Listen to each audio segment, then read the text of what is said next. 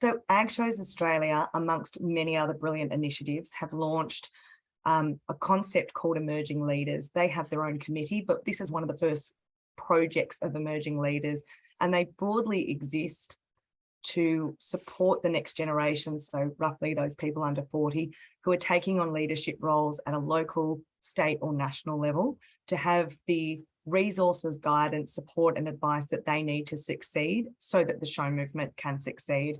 And this is a really exciting series that we're launching tonight. There's 3 segments to it, so it will be meeting weekly. The next session next week is governance. The following week is leadership, and we've got some cracking speakers. But tonight, there's a huge focus on successful committees.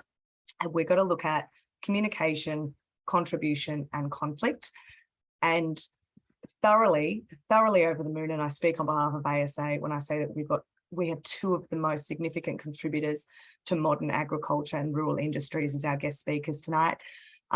This is all recorded, so anything from me speaking a moment ago through to the end of this will be publicly available afterwards. So whilst we want to have a really authentic, open, raw conversation, we might want to leave details out in the knowledge that it will be public. But we would love you to ask questions tonight, and both of our speakers would prefer that you throw anything at them so that they can handle it on the spot. So our 2 speakers tonight are Catherine Marriot, OAM, and Jock Laurie, 2 people who have had enormous careers in rural and agricultural committees and boards and plenty of advice to share with you. They're going to talk to us a bit about where they started, what they've learnt, and what they know to be the ingredients and the attributes of successful committees in rural and agricultural industries. And as I said, these are intended to be candid chats, so you will be asked to throw out your questions, and we've got a bunch of questions we'd love to ask them as well if we get a bit stuck. I'm going to do a very brief introduction to our first speaker, whose career is so big in ag and rural, it would take me 20 minutes to introduce her formally. But Catherine Marriot, OAM, is an advisory board member on Rural Bank, a chair of the RWA Victoria alumni, is a chief executive of Riverine Plains, is a board member of the Local Land Services, is a board director of Rangeland Natural Resources Management.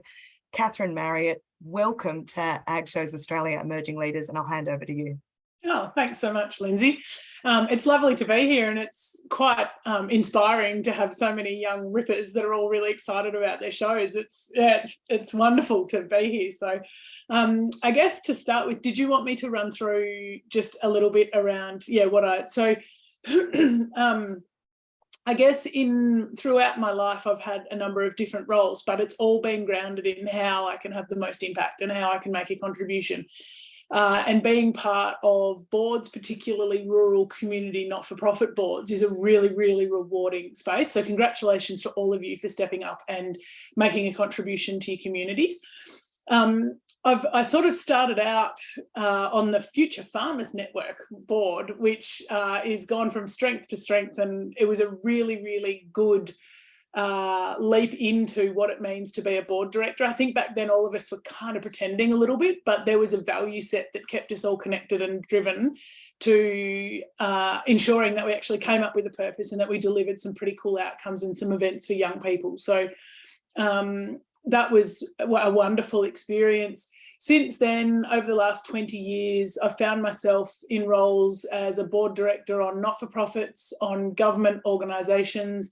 I found myself as a commissioner for international agricultural research, as a councillor, a local, Broome. I was on the Broome councillor as an elected councillor, and sat for a while on an international partnership, so the Australian-Indonesian Partnership for Food Security in the red meat and cattle sector.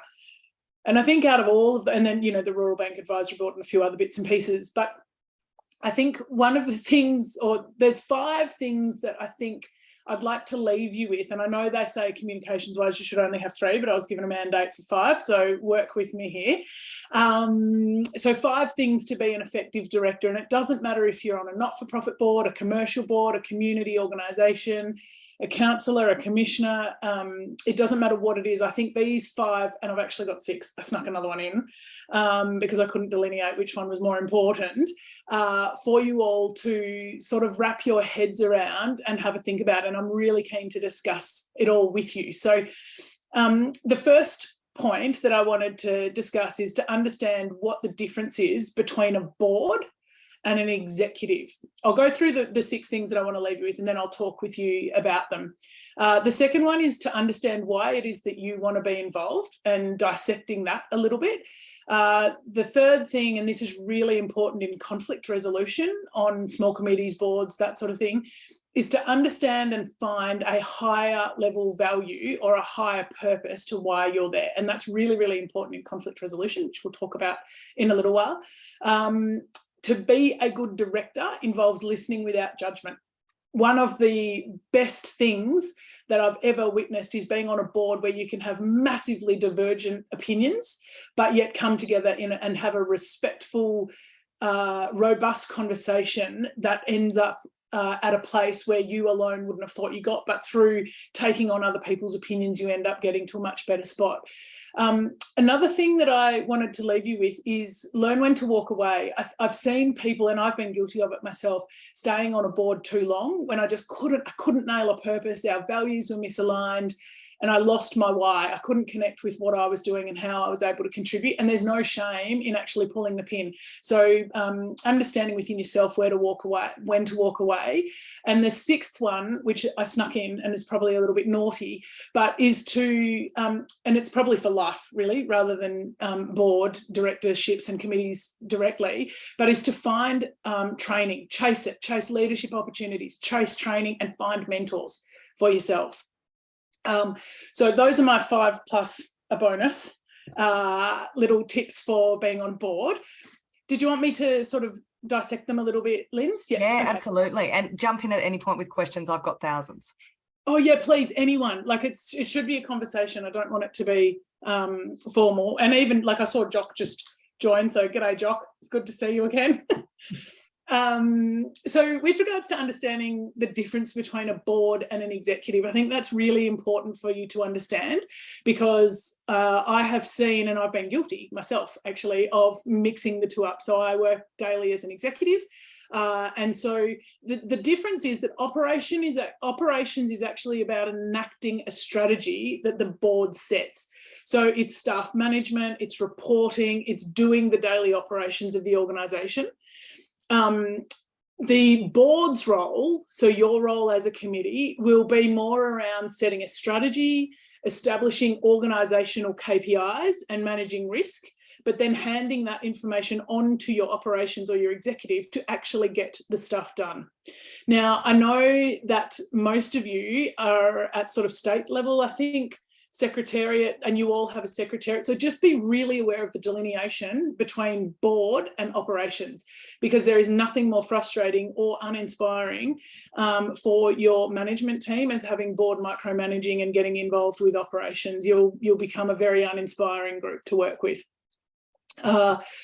The second one is, or something else that's important when you are on the board, is to understand really clearly who your stakeholders are and what are the drivers of success. So you guys as the board need to decide that. So, you know, are your stakeholders farmers? Is it communities? Is it about making money? Is it about exposing people to an ag career? Is it around creating social connection? But to be on a board, your role is to clearly define that so that your management or your operational team can actually enact and deliver on the strategy that you've pitched. It's really important as a board to define what success is so that your operational team can actually launch in and get that done for you. I just wanted to put a little subnote here, because I know that a lot, like some not-for-profit boards, end up getting into the operations. And that's, you know, depending on the size, that is a line that some of you will have to cross, but just be really aware of it. And if you do have an operation or a management team, do not cross that line. The next point is to understand why it is that you want to be involved. So I would hasten to add here, be really conscious of this, because if it's around chasing a title or having an ego to say that I'm a boss person because I, you know, hold this position, I would really question the value that you can add. You really need to come at a board director, and particularly a for-purpose organisation or a community organisation, understanding sort of why it is that you want to be involved. It's bigger than you. And that speaks to the issues around, or one of the most important concepts, I think, particularly for not-for-profit boards, is around fiduciary duties. Now, a fiduciary duty is an understanding that you have the best interests of your organisation at heart. So you do not bring self-interest under any circumstances into the boardroom. And I have got a board that is not on my LinkedIn profile that I walked away from because of that very thing. They all were lining their own pockets, and I just went, I'm tapping out. I do not want to be involved with this. So to understand your role as a board director in administering the fiduciary duties of that organisation is absolutely paramount to understand. I think while you are on the board, I wouldn't get on a board unless you were really clear on what you could contribute, but also what it is that you wanted to achieve while you were there.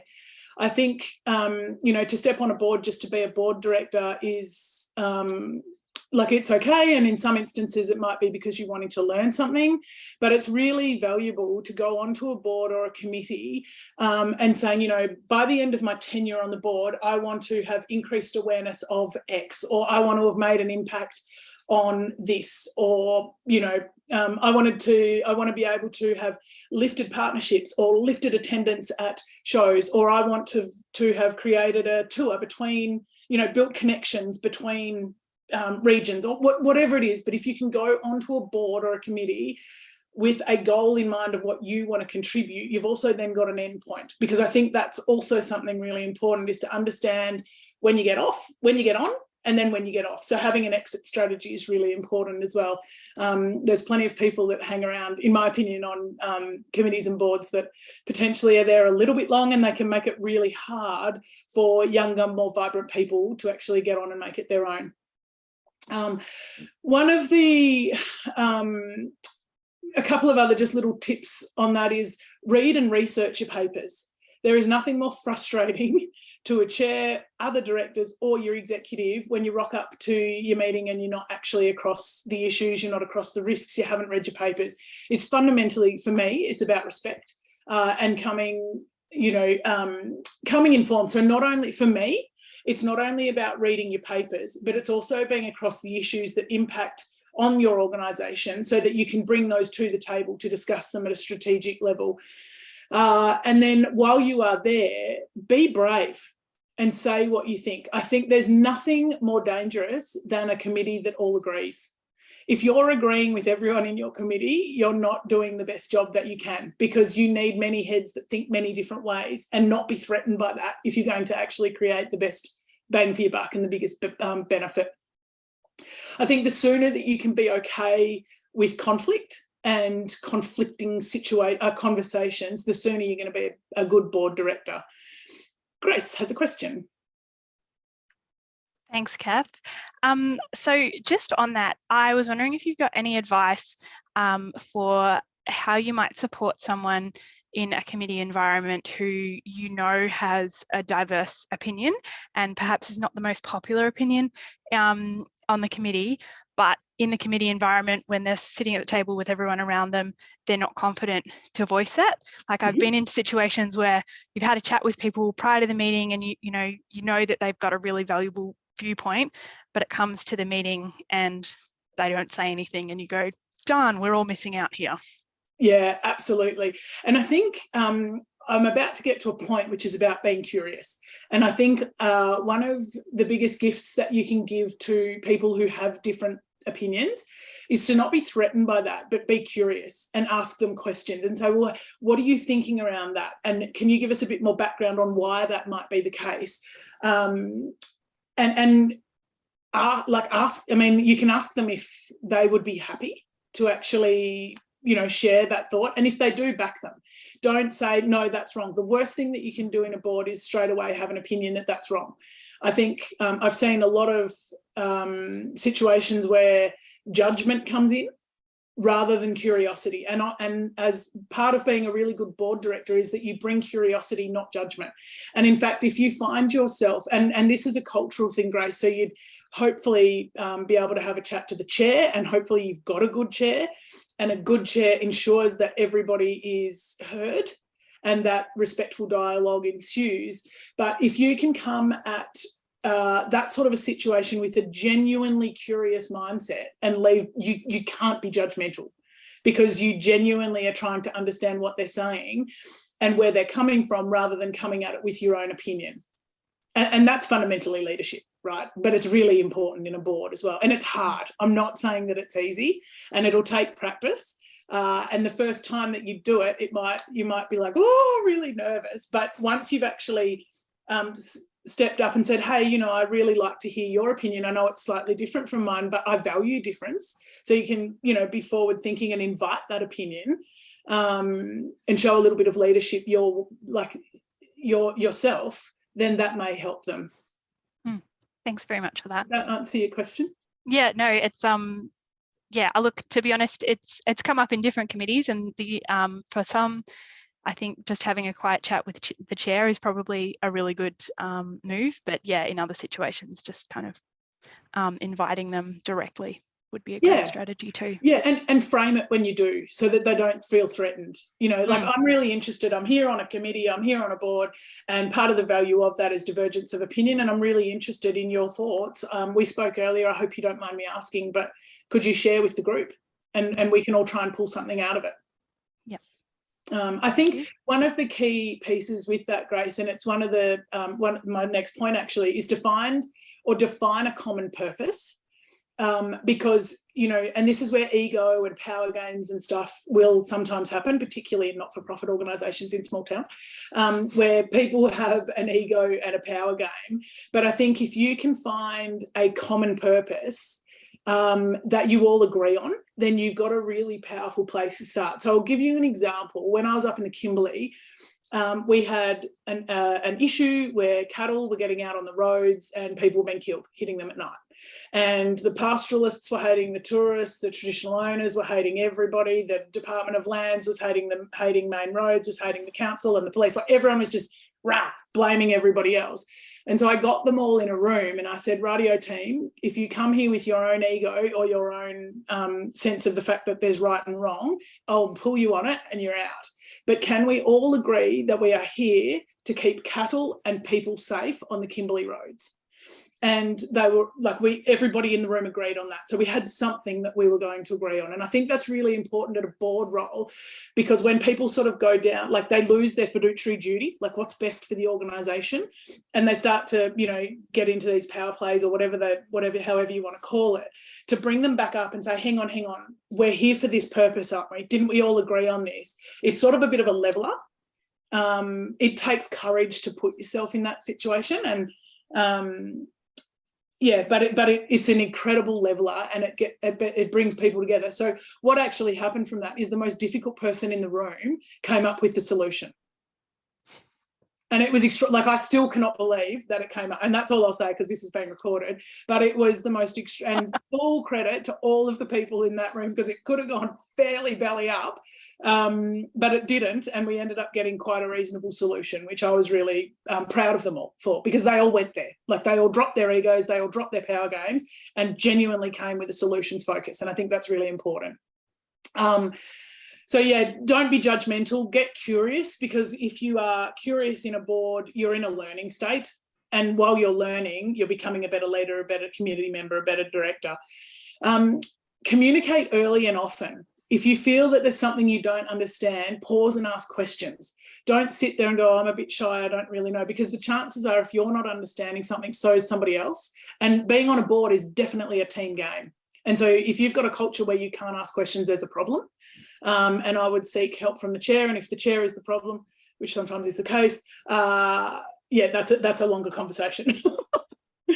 Now, define when to walk away. That is probably when you'd walk away, when your purpose and your values are not aligned with the operations of the board. And I've walked away from 2 boards, neither of them are on my LinkedIn profile, because one of them, I witnessed some horrific behaviour way before COVID, when I was on Skype back in the day when you used Skype, and I witnessed the people in the boardroom forgot I was there, and the language and the denigration was horrific, and I just went, peace out, team, I'm done, I don't need this. And then I may have had a phone conversation with one of the shareholders, who then pulled out. And I walked away from another board because self-interest became so palpable, it was actually putting the organisation at risk, and therefore me. Because when you do step onto a board or a committee, one of the big things you need to understand in governance is that you're legally responsible for making sure that that's financial, that they're not breaking the law. So there's a lot of responsibility associated with being on committees and boards. And my final point is to chase scholarships, opportunities, and get a mentor, because that is one of the most powerful ways to grow, because you can test things with them. A mentor has genuinely got your best interests at heart, so they don't.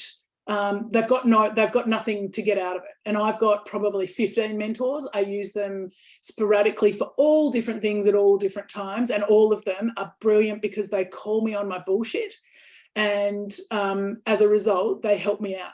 So that would be my little spiel. Thanks, Lindsay. Beautiful. We might take, I reckon we've got time for 5 questions for Catherine, and I'm just going to get the ball rolling in the interests of getting some momentum around them. What do you do about extroverts that dominate a meeting room, and you know there's introverts in there, and perhaps you're not the chair? How do you help get some balance in the room or stop them overpowering the meeting?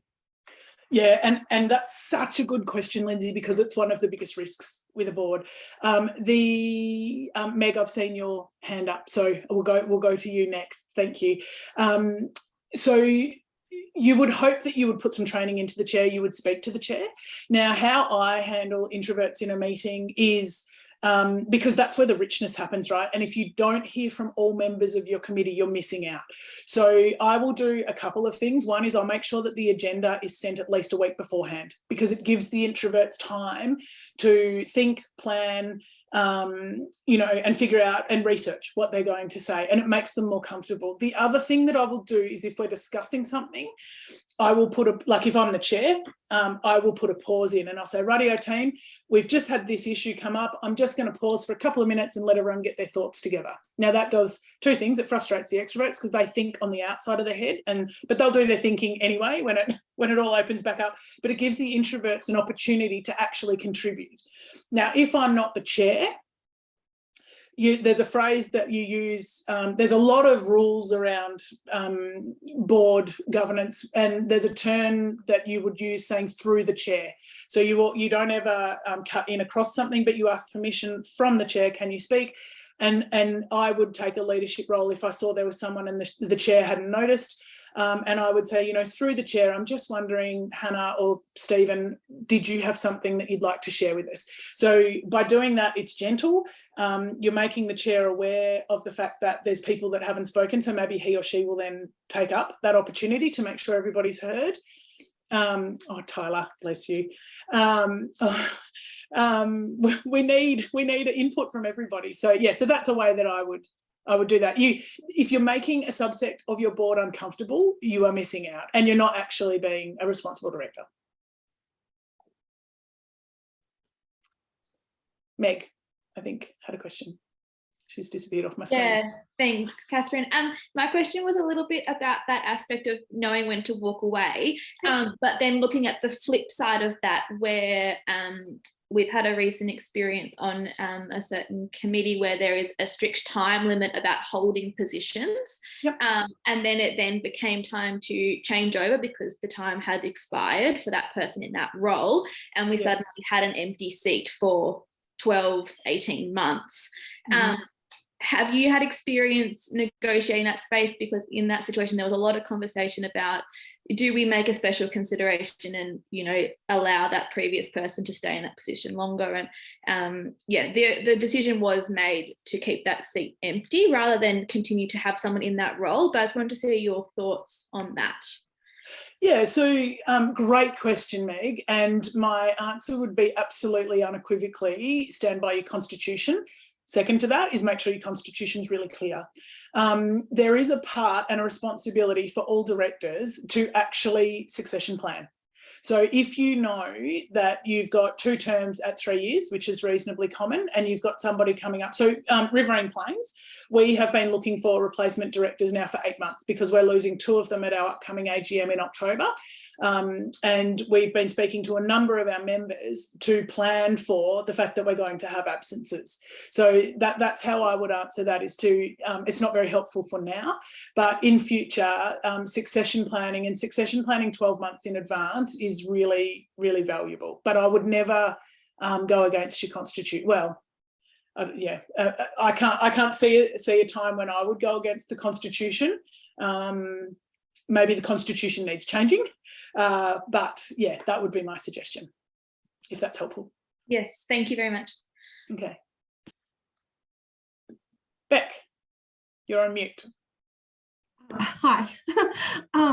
Apologies if I pronounce this wrong, but you mentioned something earlier about fiduciary duties, yes.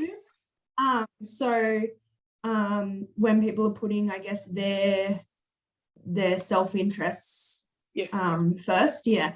So I guess when you have people that have sat in positions for probably an extended amount of time and they start feeling, I guess, that ownership over things rather than putting the community's best interest at heart, which I believe is what you should probably be doing if you're on a show society.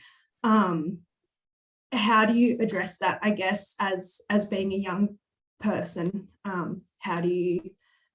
What would your advice be, I guess, in that situation? Yeah, it's such a good question, Beck, and it's a really hard one because you're in a small community, right? I would start by asking questions, so being curious. Bringing the board back to its higher purpose. You could potentially look at lining up a person or a solution so that, the person that's holding on may believe that there's no one that can possibly do the job as good as them. And there's complications around identity and a whole heap of other things, which we can talk about in a whole other, thing where people have an identity that they are the blah in the community. But to make them feel safe, to make them understand that their role for the board or on the committee is to deliver the best value possible for the show society or the show committee or whatever it is that you're on, and ask them questions around how they think they're still doing that. You don't want to be pointed and get a defence straight off the bat if you can, but if you come at it from a curious mindset, it will go a long way into helping you out. It's not easy to do when you've got somebody who's an old stick in the mud that won't move. But that would be some ways that I would start. And then, and speak to other people in the community as well and sort of say, what are your thoughts? And Thank you so much for that. I think you're right. It's definitely lots of different ways, but I'll start with being curious. The being curious, it's saved my bacon a few times. Thank you. I've gone from I had a mentor and he was the most extraordinary man, David Hanlon, and I used to go to him and I'll be like, David's definitely on my side this time, and I'd ring him and I'll be like, David, this guy or this girl is being an absolute knob, surely he's going to be on my side. And he'd be like, isn't that fascinating, Catherine? I wonder why they're doing that. I'm like, oh. But it nearly always worked, because then you get empathy and you start to understand where they're coming from. I'm going to throw a question in and then we have space for one more from the crowd before we go on to our next speaker. But Catherine, what basic meeting governance or operations frameworks would you recommend to young or new committee members so that they can start off on the right foot, knowing how to do it the right way? Yeah, look, the Australian Institute of Company Directors has some incredible resources. You can pretty much Google a board agenda, and basically it should have on it apologies, meeting minutes. So you go over the meeting minutes from the last. Is this what you mean, Lindsay? But and then you'll have. Well, what I try and do is I'll have the strategic decisions that need to be made up the front, because people get tired, and that's a board's role, is to do the strategic stuff. Anything for major decisions, I will then have next. And then any executive reports, that sort of thing, that sort of, like going over the risk matrix, approving members, that sort of thing, that sort of just tick and flicks towards the end. So yeah, and then I think that's, yeah, so you've got your apologies, your meeting minutes, and then anything for decision, anything strategic up the front, and then sort of more reports for noting. Have I missed anything? Danica Lees is on the line. I'm sure she's got something to say, and Jock as well. But yeah, there's like, just Google board meeting agenda. The ASAD's got amazing resources. Beautiful. Thank you so much. Are there any final questions for Catherine before we let her off the hook? I'm happy to help any, like if anybody wants to reach out afterwards, Lindsay, I'm really happy to have a yarn with anybody and see if I can help if there's special things that they don't want to ask about now. Thank you. In the interest of showing Catherine our appreciation, can I get everyone to turn their cameras on and just do like a golf clap on screen so Catherine can see that we really appreciate her time? Oh, that's the best, guys. Thank you so much. Grace, that looks like a slap. Oh, I get it. Good. Thank you. Oh, Catherine, you're wonderful. We're going to go over to Jock Laurie now, and we don't have Jock's screen on, but we do have his voice, and he's at AgQuip at the moment. All of you will know Jock Laurie from somewhere in the last 25 years at least. When I started out in my career, Jock was the president of New South Wales Farmers. He was subsequently the president of National Farmers Federation. He is currently the chairman of Australian Wool Innovation. And Jock, we might start with you by asking, where did it all begin for you? What was the first committee you're on? Who's the first person that said to you, you belong on a committee, you'd be a great contributor, you got to join this board? Lindsay, that's an interesting question. And first of all, thanks for the opportunity. It's always good to engage with up-and-comers. When I sit down and have a look at the screen at the moment, many of the people sitting there are all in a very similar position I was when I first got started, I suppose. In my role, I left school at 16, went straight back onto the land, and I've been working on the land all my life. That's been my business, it's been my income, and all of the stuff that I've done outside of that has happened probably not because of what I wanted, just more than anything, I suppose, because that's where I ended up. And to a certain extent, I'll talk about that a little more later on. But I'd had a career in agriculture, I suppose, for about 35 years before I started in the agri-political game.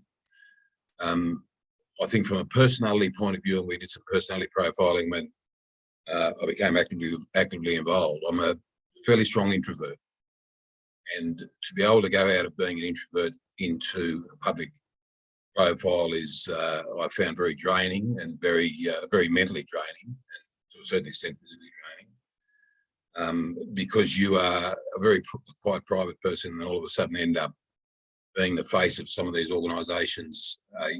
Very overwhelming to a certain extent. Well, not to a certain extent, it was enormously overwhelming from somebody who's uneducated, but in a position that I don't feel at all comfortable with. So there are people sitting around this room, some of you would not be strong extroverts, some of you will be sort of centre, and some of you will be introverted, and that'll all make a huge difference about how you respond in meetings and how you participate in meetings. But I think ended up starting, I became increasingly agitated around some policy areas, and had a meeting with a fellow called Mal Peters, who was the president of New South Wales, or I think he was the president of New South Wales Funds. And no, he wasn't actually, John Cobb was. I expressed my disgust at what they were doing in regard to a few of the areas. And Mal Peters said, well, you're coming with me. I need somebody like you to put in there. I didn't know whether I could talk or couldn't talk about nobody idea, to tell you the truth. And then within, I think 6 months, I was on the board of New South Wales Farmers, and within 4 years, I was the president of New South Wales Farmers. Now, not at any stage did I aspire to be in those positions. But I suppose the point I wanted to make later on is that leadership is not something that you get because that's what you want. Leadership is something because that's what your peers want you to do. They want you to feel comfortable in you leading them, and they want you to lead, and they're prepared to get in behind you and support you.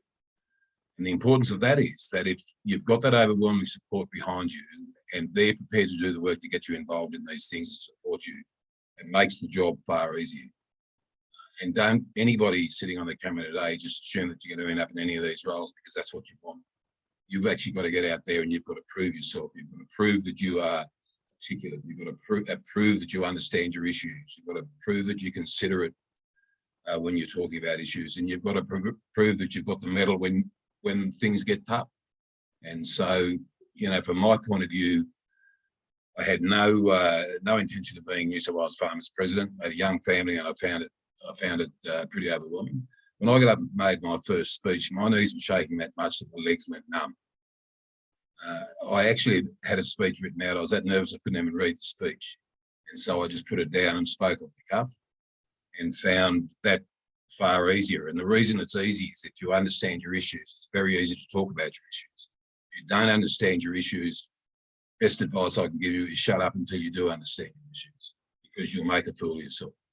So be well prepared. So I ended up in New South Wales Farmers 4 years.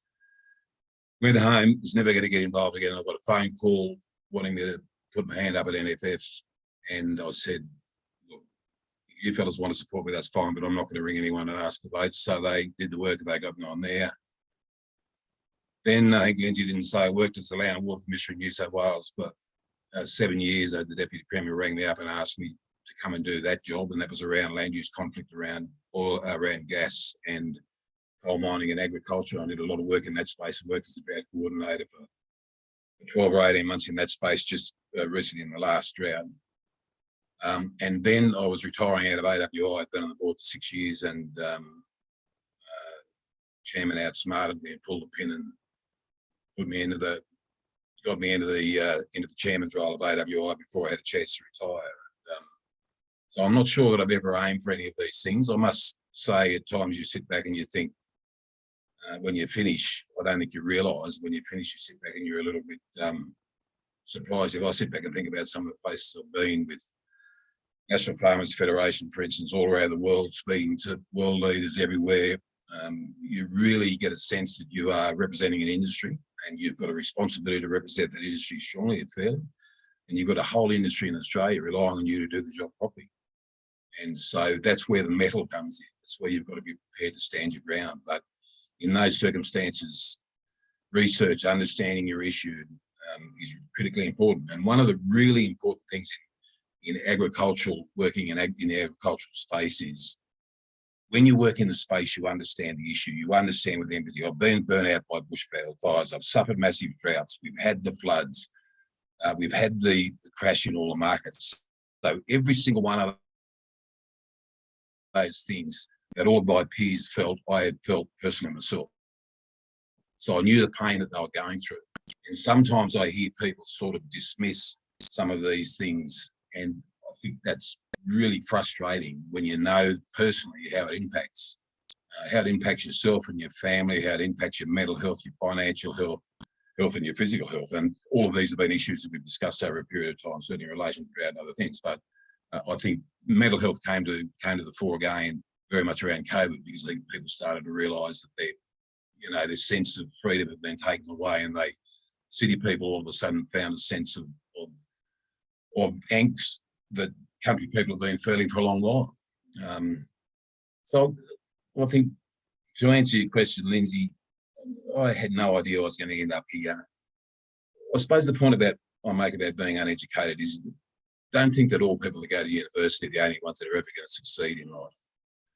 I've been very frustrated in time where I've been told on numerous occasions that if you don't go to uni, you won't succeed. And I'm sitting down and dealing with some of these highly educated, I'll be polite, complete fools that they've got a degree and tell me that that they're the only ones that really understand what the world is. And I've been told that I'm a leader and I'm going to end up leading it. Well, in actual fact, nobody will ever support your leadership because you are a fool. Secondly, you don't research. You've got no respect for the people that you're dealing with. And, that's the environment we end up in. So all I can say to people is that never underestimate your strength when you put in a position, but never overestimate your own ability. And always be cautious. Think about your personality, think about how it fits in, and think about how you can fit in with the committee or the board or wherever you're at. That's all part of, some of the stuff that I'll talk about. So that answer your question, Lindsay? Beautifully answered. Thank you so much, Jock. What's some of the, I mean, you've had such enormous experience in committees, leading them and being on them. What's some of the advice you'd share with young people about getting outcomes, contributing, I guess, particularly as someone who's introverted? What are the fundamental lessons, or what's part of the ethos of being on a committee that is essential? Yeah, look, I think there are 4 or 5 things, and I think a lot of them, a lot of the stuff that Catherine said I support fully, but I think you just sort of come from different things. So if I just run through the 5 as the main headline thing, and I'll put a bit of detail on it there. One is that when you go into these things, what's the purpose of going onto a committee on a board? What do you want? What do you want to achieve? Why do you want to go on there? Do you want to go on there because you think you're a leader and you're going to end up going on there and ruling the world, or you're going on there because you actually want to make change? You really want to have an impact on that industry or on that sector or on wherever it is. I think if you go in with the right view, that's critical. I'll get into that in a minute. The second part is that when you get on there, take your time, right? Don't rush. Just relax. Take your time. The third one is to understand your issues. I've already covered on this to a certain extent. Really important for your credibility, building credibility, is that people know that you know what you're talking about. You know what you're talking about. You need to understand the issues at a depth that can get you through that. The next one is to be really considered and respectful. You can get into meetings and I think very strongly that your opinion's right, but understand after 2 or 3 speakers that you're completely off the bloody planet and you need to be able to change your mind. So you need to be considered in what you're doing. And the fifth one is that you need to understand and respect the process. Right? To make a committee work, there's a sort of written laws and unwritten laws about how you make committees work, and you need to respect that. You need to understand procedure, and if you can do that, then you'll make the thing operate. So if I go back and just put a bit more detailing behind all those. The purpose of committee. So if you want to be involved in something, why do you want to be involved? If it is because you really have leadership aspirations and you want to put it in there, you need to take a step back. Right? Forget about that. You just got to drop that. If you do have leadership aspirations, you'll get picked up along the way. I think I gave that example with myself. You'll get picked up along the way and you'll get taken. Just because of what you believe in doesn't mean that anybody else thinks the same thing. Right? So put that in the back of your mind. Think, righty, I'll get in here. I really think I could be a good leader, for instance, but I need to get in and prove to these people. I need to get them to support me, because without their support, it doesn't matter. I'll never ever get voted in as the chairman, or I'll never get voted on this or get voted on that. So you need to have people wanting to vote for you because of what they're seeing, what you're showing, how you actually can get out there and deliver on some of those things. So understand the purpose for going on at the meeting. If you do get on there, the leadership stuff I've spoken about. If you're getting on there and you want to make an impact, then make sure you pick a committee that you're either really committed to, that you understand the issues and you can get in, you can spend a bit of time discussing those, and you can. If you really understand it, you're on there for a purpose and you want to make change, you can do that without any trouble at all. And I think it's really important, I think Catherine covered on this a bit, personal interest in committees does not wash. It does not wash, right? People will see through you all day long. If you're going onto a committee just to try and feather your own nest from a financial point of view, from a personal point of view, from anything, it doesn't wash. You're going onto a committee as part of a committee to come to a decision made by the committee. And if this is a board, you could be talking about some very serious, high-powered, big money projects. If it's just a committee dealing with something else, there's still, while it might not be a decision, it provides direction and guidance as to where you're going. Personal stuff doesn't wash, right? So park all your leadership aspirations, get on there for the purpose, understand what the purpose is. When you get on there, you can make a real impact if you really want to be involved in the committee and deal with things. And if you're not involved in the committee, but people want you to get on the committee, it's a very good learning platform. It's a way to get in there and to understand how process works. It's a way to get in there and really start to see how personalities match. I go back to what I was saying before, the introverts, extroverts, all the different personalities, they all operate completely differently within a committee structure. Some people you can't shut up, other people you can't start up. But this is where your chair is critically important. Your chair needs to be able to calm calm the excited ones down, bring the quiet ones out. Bring them out in a nice, calm, respectful way that they can actually have their place without being dominated by the heavier personalities. And that stuff is really important. Any of these committees, and I heard some questions earlier on about the chairs, and any of these committees, if you don't have a chair who understands how to manage people and support people, shut people down, and gets back to having the medal again, you've got to shut people down. Sometimes you need to be brutal and get people to park in their chair and shut up for a while and give other people a chance. You can't just let things ramble on. So if any of you end up in chair positions, it's about how you manage that and maintain support at the same time.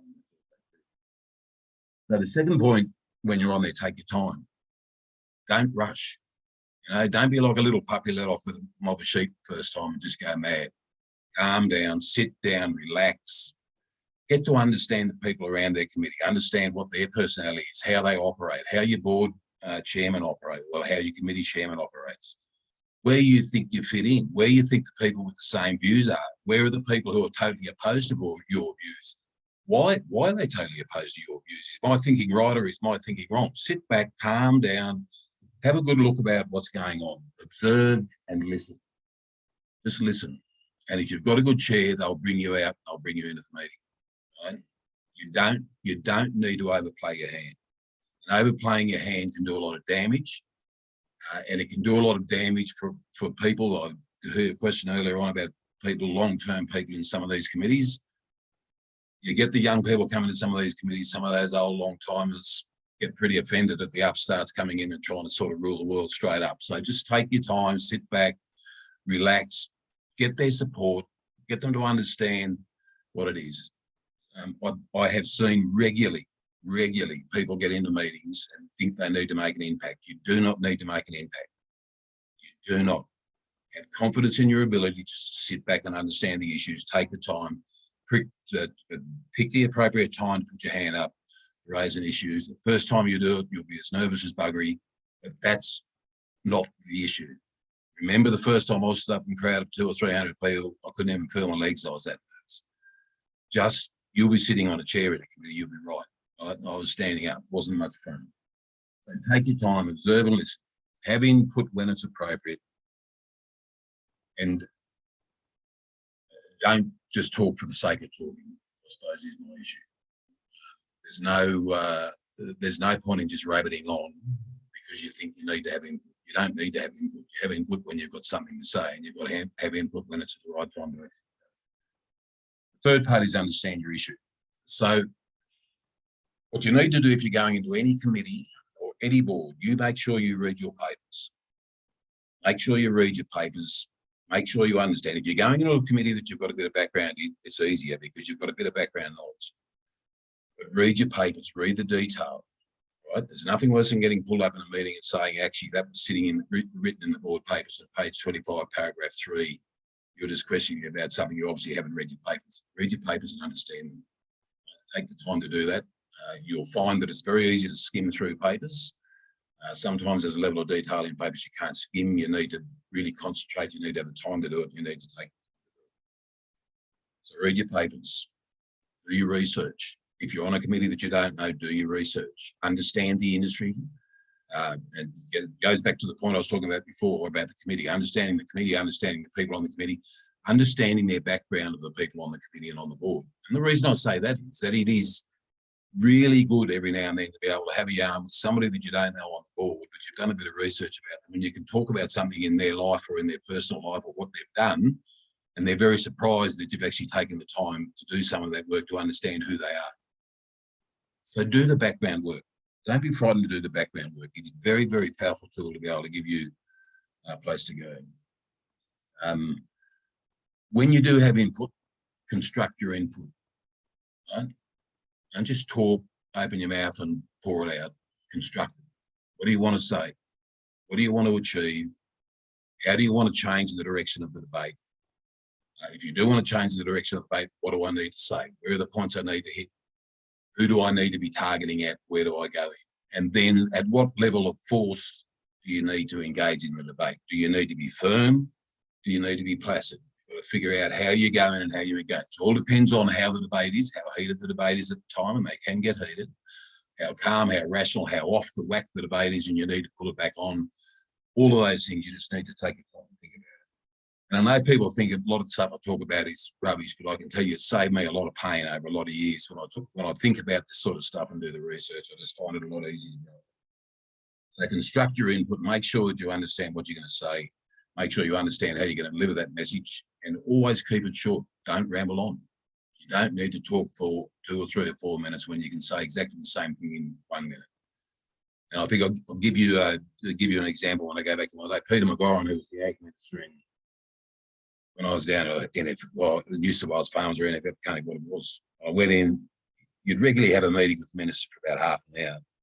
I always found it far easier to go and have a meeting with ministers for about 10 or 15 minutes because they didn't want to talk to you, generally speaking. And, so you'd go in and you wouldn't waste the time. So I'd just go and have a meeting with them. I'd go and have a meeting with McGoran, tell him what I wanted. And he said, Jock, there are 50,000 words in the English language. But he said, you only need to use about 10 to tell me what you want. He said, I wish everybody who came in here did the same thing. The point I'm making is you don't need big, long-winded speeches in any format. You can be clear. If you structure your argument, you can be really clear, really direct, and really quick and brief, right? It's important to have meetings going. Keeping on timelines, you must be brief. And the other thing that's, Catherine called it about being inquisitive. The other thing that's really important is, to a certain extent, once you get confidence in a meeting, there needs to be a contrarian in the meeting. You need to be able to get any good outcome anywhere, you need to have debated both sides of the argument. If you all think the same way, you will not come to a good position. Right? So you need to be a contrarian. You need to go in. You mightn't even agree with what you're going to ask, but you need to say, right, I need to know what's going to happen if. Right? We haven't discussed this. I need to know what's going to happen if we do this, if this happens, if that's happened. And then you can have a debate around some areas that, the position might change, but you've discussed it. And if you don't discuss it, then it doesn't fill the debate. You need to fill the debate. You need to be really comprehensive and really wide in the way you do that. So then I go to point 4, which is about being considered and respected. Really important that everybody's sitting in there. Everybody's personality is different. Everybody's background is different. Everybody's families are different. And you've just got to respect the whole lot of them. You can have very, very forthright discussions and arguments with people on that committee. It doesn't mean you have to disrespect them, but you can have really firm discussions. And at times you need to have really firm discussions because they're, all depending on whether people have come in there with the right cause or not the right cause. If they've come into a committee with good intentions, then generally speaking, it's not an issue. If they come in there trying to feather their own nest or get personal gain out of it, then you need to be damn forthright with some of these people to be able to deal with that. But you can always do it in a respectful manner. And it's really critical that if you want to maintain any sort of credibility in this game, that you're seen as being an honest broker, that you're not seen as being a bully, you're not seen as being overpowering, you're not seen as being, bloody vicious against people. If you want to make it work, then you've got to be very well considered, and you've got to be respectful to everybody. Male, female, black, white, brindle, I don't care what it is. It doesn't matter whether you totally disagree with their argument or not. They're performing the contrarian role and making sure they're putting the other argument, and that adds strength to the outcome. So I say, listen to all the members' input. You just got to listen. You don't have to agree. But if they actually make sense when they're talking, even though you don't agree, if they actually make sense, you've got to be prepared to stand up and say, you've won me over. You won me over. I'm actually prepared to support that. I think the argument you put up makes sense, makes logical sense. So don't just become dogged because you think your view is right. The whole purpose of this is to actually sit down and be shifted one way or another. And I think you can certainly do that in this. So if you're prepared to be considered, if you're prepared to be respectful, and you listen to input, and then if you think that they put up a good argument and you can slightly alter your position or you can change your position or do whatever, then that's a very, very good thing to do.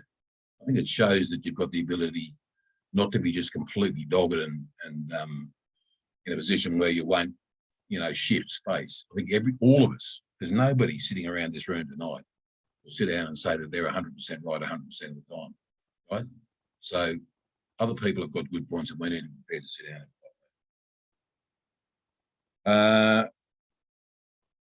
Right, so don't ramble and be clear and to the point. I've made this before.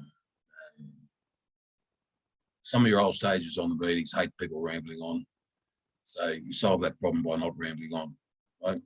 Be really clear with your message. Understand how you're going to have input. Be really clear with your message. Be very direct. Deliver it as you think's appropriate at the meeting. But people just don't like people rambling on all the time. So I think it's something that if you keep that in mind right from the word go, I think it just makes it easy. And the other thing is just to respect the process procedure. Everybody sitting on the committee has different personalities. Every chair operates completely different. Right? Doesn't matter whether you like your chair or don't like your chair. Your chair's going to get an outcome, and he's going to try and manage the people around that committee as best he can. As best they can, what they can. They've got to try and mix all the personalities. They've got to try and make sure that people aren't having too much influence over others. They've got to make sure that there's not sort of little manipulation or little political games being played. And so each individual chair will do it completely differently. So you just need to understand that, and you need to work with them. Build a relationship with the chair and build a relationship with the other committee members is always important. As I said before, if you understand your other committee members, understand some of their background and be able to engage in those on a personal level, that's always a good thing. From a chair, if ever a committee member feels they've got a problem, then it's really important that you can talk to the chair. I think that's you can raise issues with them and you can be open and honest with them.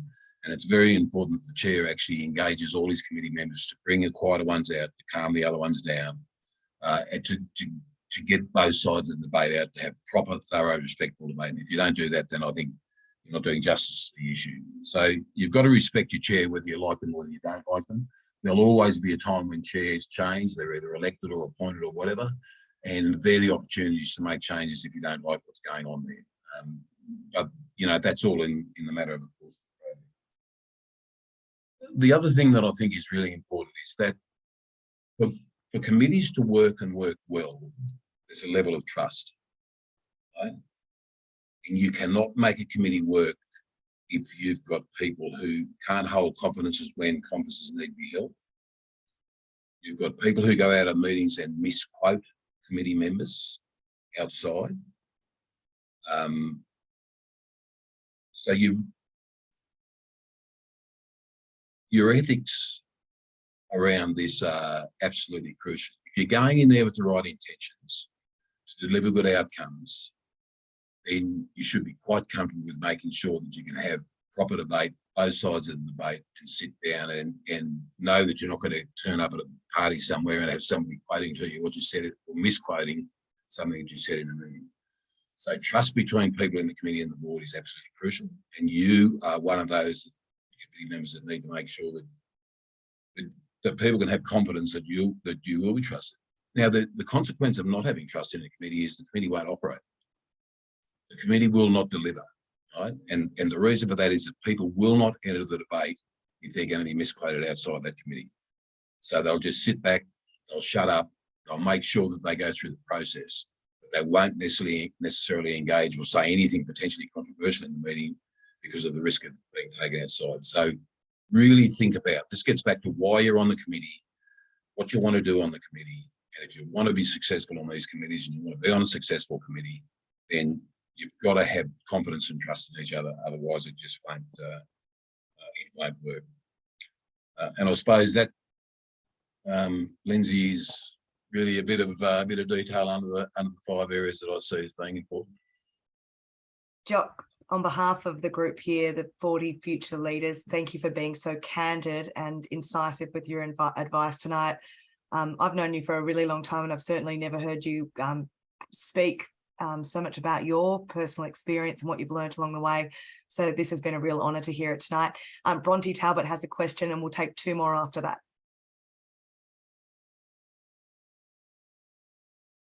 Bronte, go ahead. Sorry, on mute. Hey, Lindsay, sorry, that was all a bit of a technical issue there. I just wanted to say thank you and that's really really valuable information that I can take on board for my seat in my local committee. So thanks, Jock. Thanks, Bronte. My pleasure. And can I say the technical, you notice there's no camera, the technical information is not only your problem, the technical stuff. Any other questions or comments for Jock or Catherine? We've got a question that just came through from Tyler Daly, who is a brilliant contributor to the Sunshine Coast Society. She has said, what's the best way to handle the old, oh, it's just jumped off my screen. The old, it's a long story. It occurs when a new idea is proposed but gets shut down. That tiny piece of information, that tiny pieces of information aren't shared that could help newer people understand the history or re-review the idea, come and make changes. I think it's also a case of things like, oh, we've tried that before and it hasn't worked, or, oh, we don't do it that way. How do you handle that? I guess kind of the old guard immobility, Jock and Catherine? Look, that goes back to what I was saying. When you get sort of committees of mixed ages, you'll have a few old people, and potentially there's there'll be a bit of a sorting out period where the old blokes will just tune the young bucks up and make sure that they don't step out of line, and that's a bit of a normal thing that can happen. But this is where the chair is really important, right? So number one, the new people coming on, understand your issue. Get back to this, understand your issue, understand what it is. Have a bit of a think about, talk to the chair about, what are some of the things potentially that could be an issue. So once you understand those, I think it makes it far easier. It's a matter of then when you engage, you're engaging and you're not bringing up some, you can sit down and say, well, I know that we had a look at this 5 years or 10 years ago, and this is where the outcome was. But we just wonder whether there's not a different way that we can head down this path. I don't know. I think the management of the committee and the chair, I think, is critically important in managing that process. We need to make sure that we don't deflate young people coming in, right? So they need to. This is where the chair needs to shut the old people down. That's what I was talking about, putting them back in their box. They need to shut them down. They need to make sure that they're respectful of all of the younger people that are coming in. And younger people need to gain experience. They need to gain experience in how committees operate, how people operate. It goes right back to the point about understanding all the people on the committee, understanding their personality, understanding what they want to achieve. And if you can do that, you can find a way to ease into it. It's just a matter of, finding that way, taking your time, understanding the issues. And I think, I've seen it work in many, many places where they're old and new coming in. It can work very, very well. When you get really dogged people in the chair need to deal with that issues as part of making the committee more functional. Thanks, Jock. We'll take the last question from Rebecca Blandford. Sorry, not a question, but I just wanted to say thank you so much to you both, Catherine and Jock. And I just wanted to also say a big thank you, Jock, for touching on that, not equating, I guess, the going to university to, I guess, not so much intelligence, but worth, something that isn't really touched on much in our industry. I work in corporate ag for my day job, and I'm reminded a lot about having, I guess, any uni qualifications. And I think I completely agree with you, what you said there. And it's really refreshing to hear that from someone like yourself. So thank you. And yeah. Look, I'll thank you for that. I made that comment at a ag college one day. I'm not sure the principal agreed with me. I think we ended up having a few words.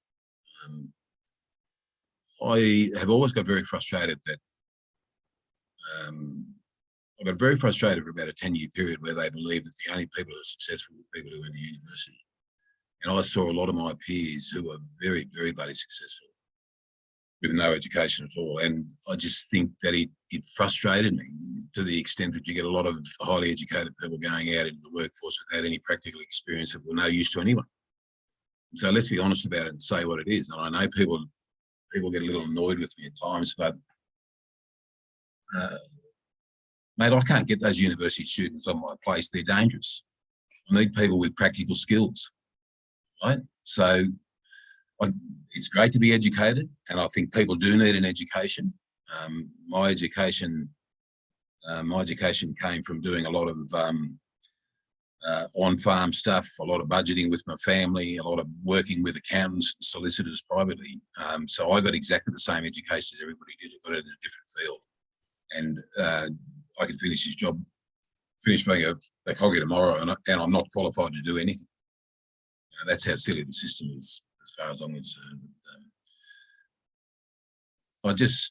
I've always been a pretty strong believer of, I think natural skills will take people where they want to go. If they've got drive and they've got natural skills, and with respect, and you can work with people, and you can be strong and firm when you need to be, and you can be, I've been in my time, I've been in a lot of meetings.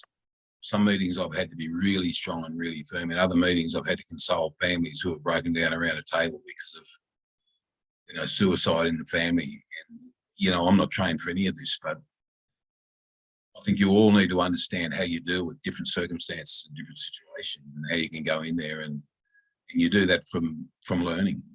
You do it more from going out there and learning. And it can be taught at university, but it can also be taught out in the field. And I just feel very strongly that people can be successful by working through that process.